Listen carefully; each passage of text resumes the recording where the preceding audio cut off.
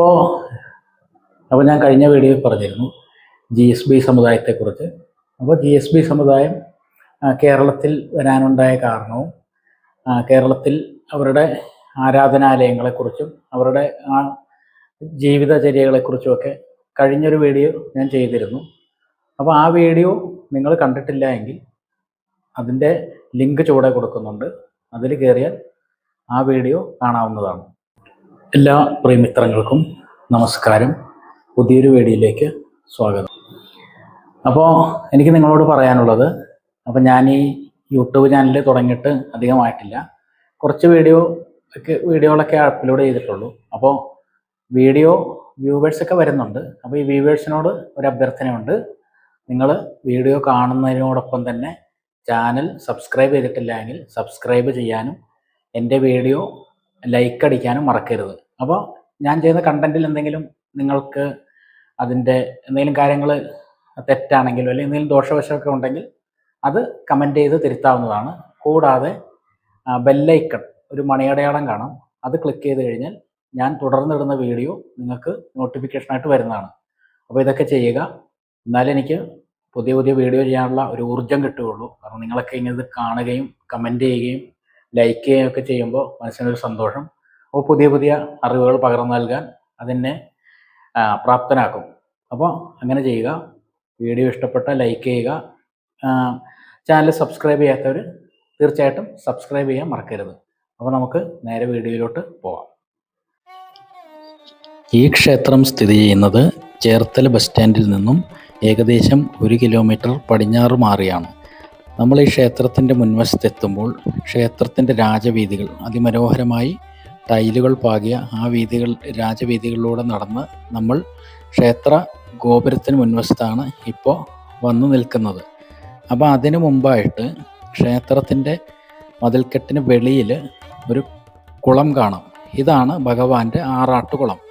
ഈ കുളത്തിന് അടുത്ത് തന്നെ ഒരു ആൽമര മുത്തശ്ശിയും നിൽക്കുന്നുണ്ട്. അത് വളരെ വർഷങ്ങൾ പഴക്കമുള്ള ഒരു ആൽമരമാണിത്. അപ്പോൾ ഇത് കഴിഞ്ഞ് നമ്മൾ പിന്നീട് നേരെ ക്ഷേത്ര മതിൽക്കെട്ട് കഴിയുമ്പോൾ അതിമനോഹരമായ രീതിയിൽ പണി കഴിപ്പിച്ചിട്ടുള്ള ക്ഷേത്ര ഗോപുരം കാണാം. മെയിൻ എൻട്രൻസ് ഇതുവഴിയാണ്. നമ്മളപ്പോൾ ഇതുവഴി ക്ഷേത്രത്തിനുള്ളിലേക്ക് പ്രവേശിക്കുന്നു. അപ്പോൾ ക്ഷേത്രത്തിൻ്റെ ഉള്ളിൽ പ്രവേശിച്ച് കഴിയുമ്പോൾ നമുക്ക് നയനമനോഹരമായ ഒരു പ്രതീതി, അതായത് നല്ല ഒരു ഫീലിങ്സ് അനുഭവപ്പെടും. നമ്മൾ ക്ഷേത്രത്തിനുള്ളിൽ തന്നെ നല്ലൊരു ശാന്തമായ അന്തരീക്ഷം, കൂടാതെ നല്ലൊരു പോസിറ്റീവ് എനർജി നിറഞ്ഞു നിൽക്കുന്ന ഒരിടമാണ്. കൂടാതെ വൃത്തിയുടെ കാര്യത്തിലും വളരെ മുമ്പോട്ട് നിൽക്കുന്ന ഒരു ക്ഷേത്രമാണിത്. വളരെ വൃത്തിയായി തന്നെ ഇത് പരിപാലിച്ച് വരുന്നുണ്ട്. ക്ഷേത്രത്തിൽ മറ്റൊരു കാഴ്ച നമ്മൾ ആദ്യം വരുമ്പോൾ ഈ കമ്പവിളക്കാണ്. ഈ കമ്പവിളക്ക് വിശേഷ അവസരങ്ങളിൽ മുഴുവനുമായിട്ട് ജ്വലിപ്പിക്കാറുണ്ട്.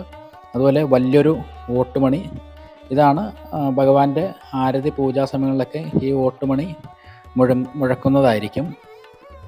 അവിടെ നിന്ന് പിന്നീട് നമ്മൾ തൊഴുത ശേഷം, ഭഗവാനോട് പ്രാർത്ഥിച്ച ശേഷം നമ്മൾ അവിടെ നിന്ന് പ്രദക്ഷിണം ആരംഭിക്കുകയായി. അപ്പോൾ അതിനടുത്ത് തന്നെ തുളസിത്തറയുണ്ട്. പിന്നീട് ഈ ക്ഷേത്രത്തിൽ കൊടിമരം ഇല്ല എന്നുള്ളൊരു പ്രത്യേകതയുണ്ട്. ഉത്സവത്തിന് കൊടിമരം താൽക്കാലികമായിട്ട് വെക്കുകയാണ് ചെയ്യുന്നത്.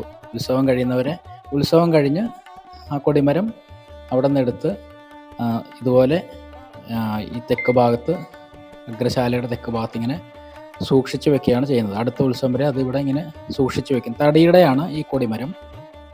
അപ്പോൾ ഈ കൊടിമരം വേണ്ട രീതിയിൽ പരിപാലിച്ച് പോരുന്നു. അവിടെ നിന്ന് നമ്മൾ മുമ്പോട്ട് നടക്കുമ്പോൾ ഒരു നെല്ലിമരം കാണാം. നെല്ലിമരത്തിൽ ഒരു തിട്ടയൊക്കെ ഉണ്ട്. അപ്പോൾ ഈ നെല്ലിമരത്തിൻ്റെ ചുവട്ടിലാണ് ഈ ക്ഷേത്രം സ്ഥാപിക്കുന്നതിന് മുമ്പ് ഭഗവാന്റെ വിഗ്രഹങ്ങൾ പ്രതിഷ്ഠിച്ചിരുന്നത്. അവിടെ ഇപ്പോഴും നിത്യവും പൂജയും കാര്യങ്ങളൊക്കെ ഉണ്ട്. അതിനുശേഷം നമ്മൾ നടന്നു വരുമ്പോൾ ഒരു ഐരാവത വാഹനം കാണാം. നല്ല ഒന്നാന്തരം കാഴ്ചയ്ക്ക് മനോഹരമായൊരു ഐരാവത വാഹനം. ഈ വാഹനത്തിൽ ഭഗവാനെ എഴുന്നള്ളിക്കാറുണ്ട് ഉത്സവവേളയിൽ. അതിനുശേഷം നമുക്ക് പടിഞ്ഞാറേ ഗോപുരമാണ്. ഇവിടെ വിളക്കും മറ്റു കാര്യങ്ങളൊക്കെ സൂക്ഷിക്കുന്നതാണ്, വലിയ വിളക്കുകൾ. അത് കഴിഞ്ഞ് ഒരു കുളം ഈ ക്ഷേത്രത്തിൻ്റെ വടക്ക് ഭാഗത്തുണ്ട്. ഈ കുളത്തിലാണ് ക്ഷേത്രത്തിലെ പൂജാരി പുരോഹിതന്മാരൊക്കെ കുളിച്ച് ശുദ്ധമായിട്ട് ക്ഷേത്രത്തിൽ പൂജയ്ക്ക് പോകുന്നത്.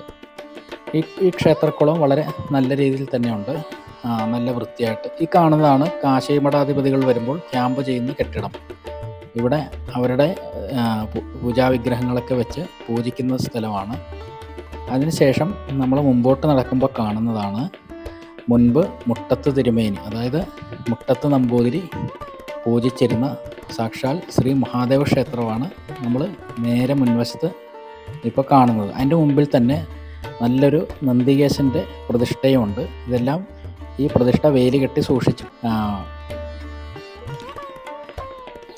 അപ്പോൾ ഈ ക്ഷേത്രത്തിൻ്റെ മേൽക്കൂര, അതായത് ഓടിന് പകരം ചെമ്പോല പാകയാണ് ചെയ്തിരിക്കുന്നത്.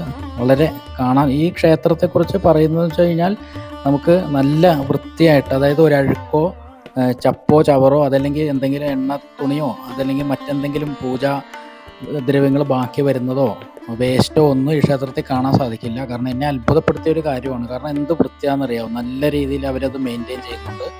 അത് തുടർന്ന് അങ്ങനെ തന്നെ മുമ്പോട്ട് പോകാൻ ഭഗവാൻ അനുഗ്രഹിക്കട്ടെ. അപ്പോൾ ക്ഷേത്രത്തിൽ വിശേഷാവസരങ്ങൾ കല്യാണോത്സവം, ഊഞ്ഞാൽ സേവ, കൂടാതെ ഗരുഡോത്സവം, ഗരുഡവാഹന പൂജ മുതലായവ മഹാജനങ്ങളുടെ വകയായി ഇവിടെ വളരെ ഭംഗിയായി നടത്തിപ്പോരുന്നുണ്ട്. പൂജകൾക്കൊക്കെ ലോപമൊന്നും കൂടാതെ വളരെ ഭംഗിയായി തന്നെ അത് ചിട്ടയായിട്ടും വൈദിക രീതിയിൽ തന്നെ ഇന്നും പരിപാലിച്ചു പോരുന്ന അപൂർവം ക്ഷേത്രങ്ങളിൽ ഒന്നാണ് ശ്രീ മുട്ടത്ത് തിരുമല ക്ഷേത്രം. ഇവിടുത്തെ കാഴ്ചകൾ നമുക്ക് വളരെ നയനമനോഹരമാണ്. കാരണം ഈ ക്ഷേത്ര സങ്കേതത്തിൽ നമ്മൾ പ്രവേശിക്കുമ്പോൾ തന്നെ നല്ലൊരു പോസിറ്റീവ് എനർജി ഫീൽ ചെയ്യും. അപ്പോൾ നിങ്ങളിവിടെ വന്നു കഴിയുമ്പോൾ നിങ്ങൾക്കത് മനസ്സിലാകും. വളരെ നല്ല രീതിയിൽ പോകുന്ന ഒരു ക്ഷേത്രമാണ്. അപ്പോൾ ഉത്സവത്തിനോടനുബന്ധിച്ചുള്ള ഒരു കച്ചേരിയാണിപ്പോൾ നമ്മൾ കാണുന്നത്. ഉത്സവ സമയത്ത് ഇവിടെ കലാപരിപാടികളൊക്കെ ഉണ്ടായിരിക്കും. അപ്പോൾ ഭഗവാന്റെ ഉത്സവം നടക്കുന്ന ഞാൻ നേരത്തെ കാണിച്ച ആറാട്ടുകുളക്കരയിലെ മണ്ഡപത്തിലാണ്. അവിടെ ഇതുപോലെ ശംഖാഭിഷേകമൊക്കെ ചെയ്ത് ഭഗവാൻ ഉത്സവത്തിന് ആറാട്ടിന് നീരാടുന്ന കാഴ്ചയാണ്. ഭഗവാൻ ഗരുഡവാഹനത്തിൽ എഴുന്നള്ളി ഇരിക്കുന്ന കാഴ്ചയാണിത്. അപ്പോൾ ഉത്സവത്തിനും അല്ലാതെയൊക്കെ ഗരുഡവാഹന പൂജ ഇവിടെ നടക്കുന്നുണ്ട്. മഹാജനങ്ങളുടെ വകയായിട്ടൊക്കെ അത് നടന്നു പോരുന്നുണ്ട്. എല്ലാം വളരെ ഭംഗിയായിട്ട് തന്നെ നടന്നു പോരുന്നുണ്ട്. അപ്പോൾ ഇതാണ് മുട്ടത്ത് തിരുമല ക്ഷേത്രത്തിലെ കാഴ്ചകൾ. അപ്പോൾ നിങ്ങളിവിടെ വരിക, ഈ കാഴ്ചകളൊക്കെ കണ്ട് മനസ്സ് സന്തോഷിപ്പിക്കുക, ഭഗവാനോട് പ്രാർത്ഥിക്കുക. ഭഗവാൻ എല്ലാവർക്കും ആയുരാരോഗ്യ ഐശ്വര്യങ്ങൾ നൽകട്ടെ. അതുപോലെ തന്നെ ഈ GSB സമുദായവും അവരുടെ ആചാരങ്ങളും എല്ലാം ഉത്തരോത്തരം അഭിവൃദ്ധി പ്രാപിക്കട്ടെ. എല്ലാം നല്ല നിലയിൽ തന്നെ വരട്ടെ.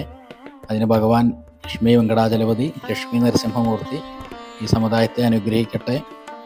അവർക്ക് ഉത്തരോത്തരം വീണ്ടും അഭിവൃദ്ധി വരുന്നതിന് വേണ്ടി ഈശ്വരനോട് പ്രാർത്ഥിച്ചു കൊള്ളുന്നു. നമസ്കാരം.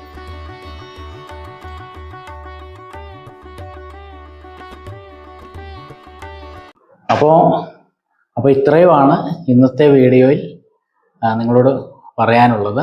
അപ്പോൾ ഞാൻ നേരത്തെ പറഞ്ഞ പോലെ വീഡിയോ ഇഷ്ടപ്പെട്ടാൽ ലൈക്ക് ചെയ്യുക. വീഡിയോ കാണുന്ന എല്ലാവരോടും ഉള്ള അഭ്യർത്ഥനയാണ്, വീഡിയോ തീർച്ചയായിട്ടും ലൈക്ക് ചെയ്യുക. അതുപോലെ എൻ്റെ ചാനൽ സബ്സ്ക്രൈബ് ചെയ്തിട്ടില്ലെങ്കിൽ സബ്സ്ക്രൈബ് ചെയ്യുക. ഈ സബ്സ്ക്രൈബേഴ്സ് ഇങ്ങനെ കൂടുകയും ലൈക്കും ഷെയറും കമൻറ്റും ഒക്കെ വരികയും ചെയ്താൽ ചാനൽ പച്ച പിടിക്കത്തുള്ളൂ. അതായത് ചാനലിന് ഗ്രോത്ത് ഉണ്ടാവുകയുള്ളൂ. അങ്ങനെ വന്നാൽ മാത്രമേ എനിക്ക് കൂടുതൽ കണ്ടൻറ്റ് ചെയ്യാനും കൂടുതൽ കാര്യങ്ങൾ ഇങ്ങനെ കാണിക്കാനും പറ്റുകയുള്ളൂ. അപ്പോൾ ഈ ചാനൽ ഈ പറയുന്ന പോലെ റീച്ച് വരുന്നില്ല എങ്കിൽ പുതിയ കണ്ടൻറ്റൊക്കെ ചെയ്യുന്നതിന് ഒരു ബുദ്ധിമുട്ടൊക്കെ വരും. അപ്പോൾ അതൊന്നും വരാതിരിക്കട്ടെ എന്ന് സർവേശ്വരനോട് പ്രാർത്ഥിക്കുന്നു. അതുപോലെ നിങ്ങളോടും അഭ്യർത്ഥിക്കാനുള്ളത്, ചാനൽ ദയവായി സബ്സ്ക്രൈബ് ചെയ്യുക. വീഡിയോ ഇഷ്ടപ്പെട്ടാൽ കമൻറ്റ് ചെയ്യുക. ഇഷ്ടപ്പെട്ടില്ലെങ്കിൽ അതിൽ തെറ്റെന്തെങ്കിലും ഉണ്ടെങ്കിലും കമൻറ്റ് ചെയ്യാം. എനിക്ക് തിരുത്താനായിട്ടത് പ്രയോജനപ്പെടും. അടുത്ത വീഡിയോ നല്ല രീതിയിൽ മെച്ചപ്പെടുത്താൻ സാധിക്കും. അതുപോലെ നിങ്ങൾ ഈ ചാനലിനെ കുറിച്ചുള്ള അഭിപ്രായങ്ങളൊക്കെ രേഖപ്പെടുത്തി വയ്ക്കാൻ ശ്രമിക്കുക. അപ്പോൾ ഞാൻ വീണ്ടും ഇതുപോലൊരു വീഡിയോ ആയിട്ട് വരുന്നതായിരിക്കും. എല്ലാ മാന്യമിത്രങ്ങൾക്കും വീണ്ടും ഒരിക്കൽ കൂടെ നമസ്കാരം.